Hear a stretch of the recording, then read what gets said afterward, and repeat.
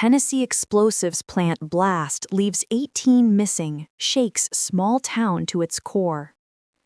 A powerful explosion ripped through a Tennessee explosives manufacturing plant early Friday, leveling an entire building and leaving at least 18 people unaccounted for. The blast, which occurred at Accurate Energetic Systems in Centerville, sent shockwaves across the rural community and scattered debris for half a mile. Residents miles away said the explosion sounded like thunder or an earthquake. "I thought the house had collapsed with me inside," said local resident Gentry Stover. 30 seconds later, I realized it had to be accurate. The blast erupted around 7:45 a.m. at the facility, which produces military-grade and demolition explosives. Officials confirmed there were fatalities but have not released an exact number.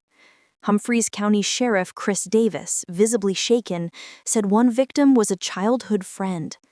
"We've lost a lot of people. This affects every family here." The explosion triggered smaller blasts, setting off a large emergency response. More than 300 firefighters, medics, and law enforcement officers worked throughout the day to contain the damage and locate missing workers. Authorities urged residents to stay away from the site and report any debris they found.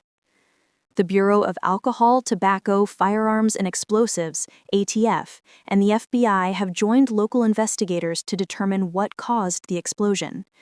Officials are using cell phone data to identify employees who were on site at the time. Accurate Energetic Systems, a key supplier to the U.S. military, employs about 80 people. The company's CEO, Wendell Stinson, called the explosion a tragic accident and asked for prayers for the victims' families. This is not the plant's first tragedy. In 2014, an explosion killed one worker and injured 4 others.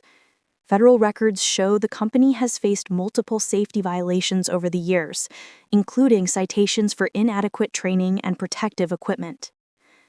At a vigil Friday night, residents gathered with candles to honor the missing. They prayed and sang Amazing Grace as tears fell in the flickering light. "In small towns like this, everyone knows someone who works there," said State Senator Kerry Roberts. "This will leave scars for years." For now, the community clings to hope as recovery crews continue to search through the wreckage of what Sheriff Davis called the most devastating scene of his career.